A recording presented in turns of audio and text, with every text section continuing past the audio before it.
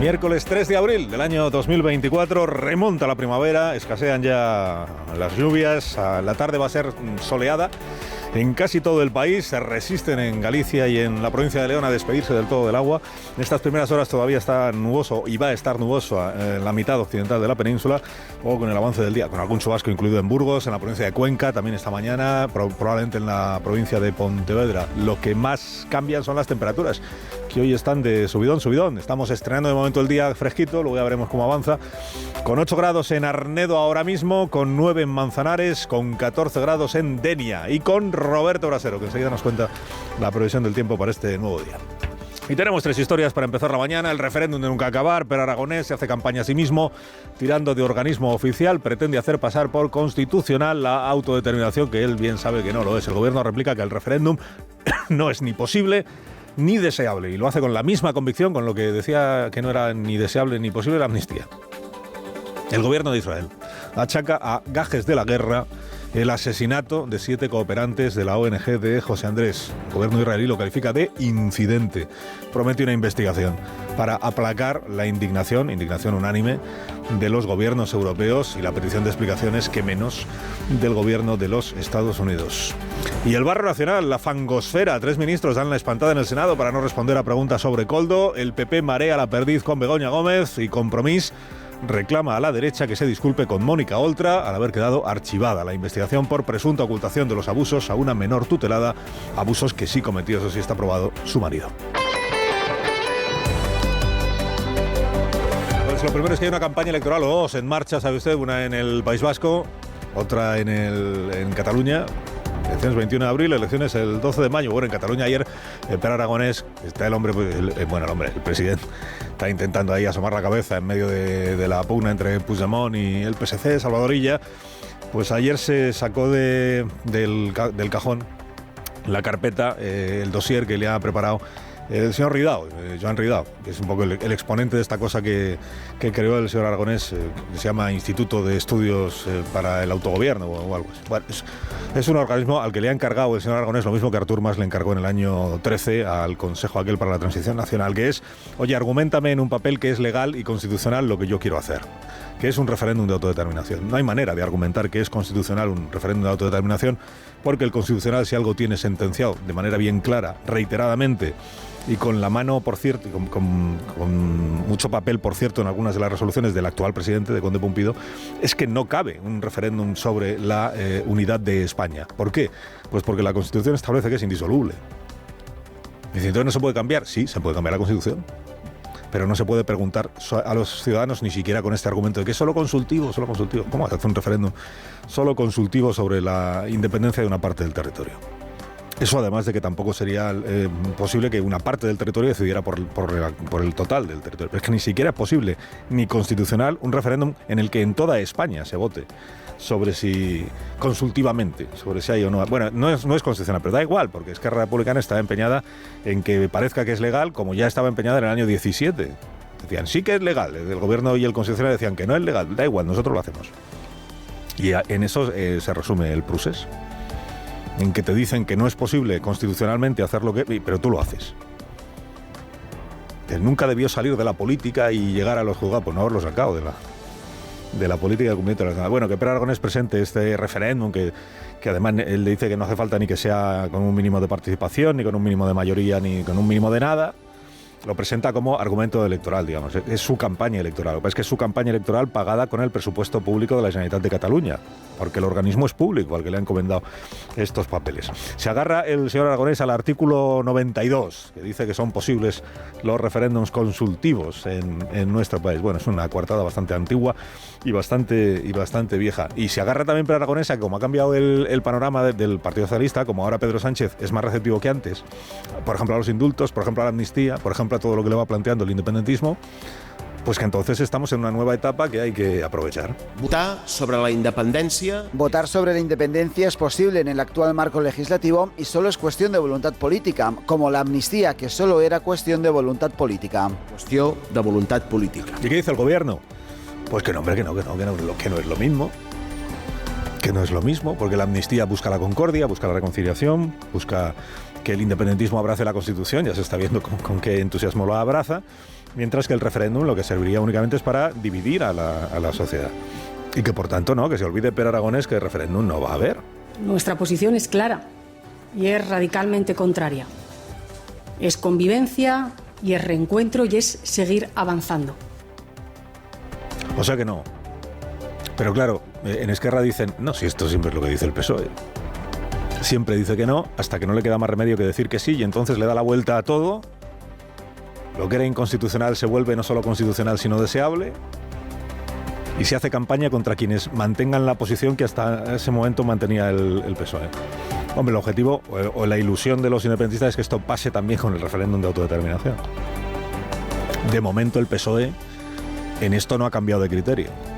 Y digo de momento porque conociendo los precedentes y los antecedentes y la manera de conducirse en política del actual presidente, pues no cabe descartar que algún día veamos el escenario contrario. El gobierno de Israel, hombre, no es que justifique, pero sí digamos que dice, bueno, es que esto que ha pasado, han asesinado a 7 cooperantes de una ONG, la ONG de José Andrés, bueno, han asesinado a 7 esta semana. La lista que lleva la ONU alcanza ya a 200 cooperantes, aparte de toda la población civil de Gaza que ha podido caer, o que ha caído de hecho, o que ha perdido la vida, o se le ha segado, como consecuencia de esto que Israel llama la ofensiva de su ejército en Gaza. Pero estos 7 asesinatos de esta semana han llevado, claro, a los gobiernos de los países de donde eran naturales estas 7 personas, y también al gobierno de España, naturalmente, a exigir como poco explicaciones al gobierno israelí. Bueno, a declararse horrorizado, como hizo ayer el presidente Sánchez, como han hecho otros gobernantes, y a decirle al gobierno de Israel que esto es consecuencia del empeño que tiene en no dejar nada en pie en Gaza, o sea, que no tiene justificación lo que está haciendo. ¿Qué dice el primer ministro? Pues que estamos en una guerra. Porque para el gobierno de Israel esto es una guerra. Para mí ya sabe usted que no.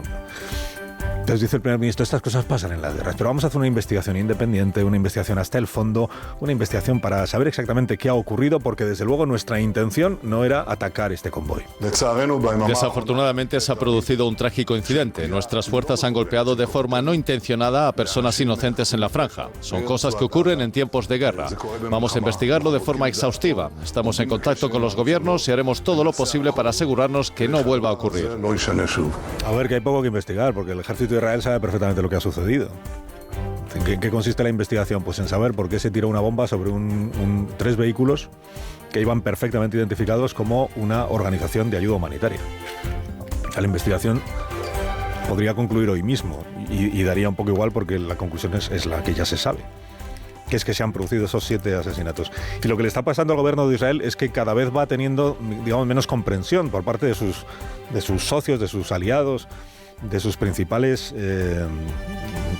colaboradores, empezando por el gobierno de los Estados Unidos, que además tiene Biden campaña de elecciones presidenciales, y tiene al Partido Demócrata, una buena parte del Partido Demócrata y de los votantes del Partido Demócrata diciendo igual habría que empezar a cantarle más las 40 a Benjamin Netanyahu.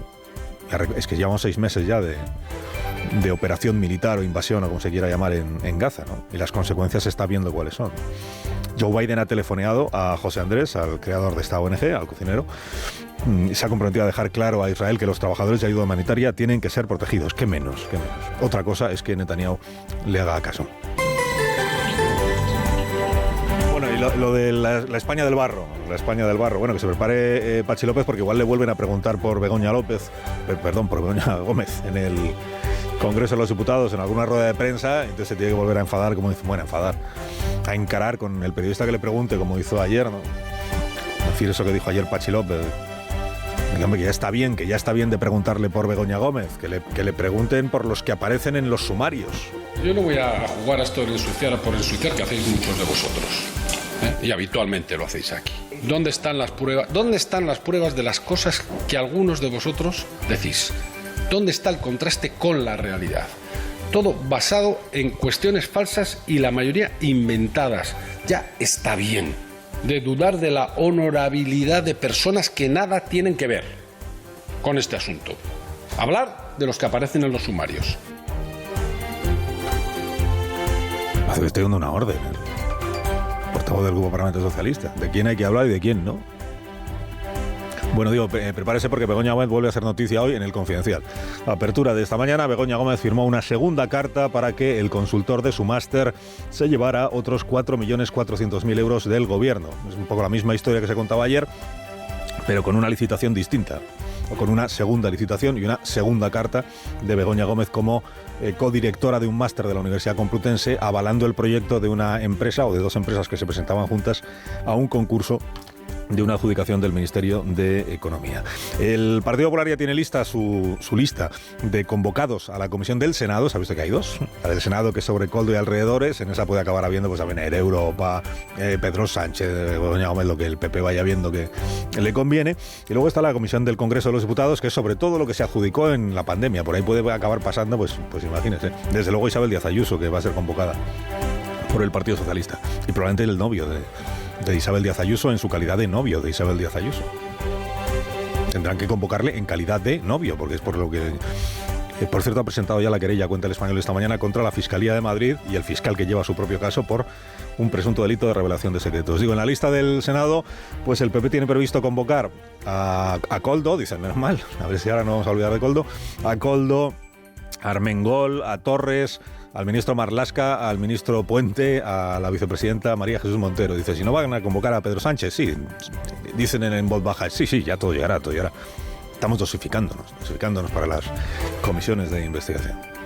Hemos contado que a Mónica Oltra, el juzgado que ha llevado el asunto se había ocultado o no el caso de su marido, el abuso sexual confirmado en sentencia judicial a una menor tutelada por la administración pública, que el juzgado ha archivado el caso. Está ahora la izquierda valenciana diciendo es que hay que ver las injusticias que se cometen por condenar políticamente a alguien cuando el juez luego al final puede resultar que la absuelve o que la exonera. Pues efectivamente, a ver qué día todos los partidos políticos se aplican el cuento en este país. Alsina en Onda Cero.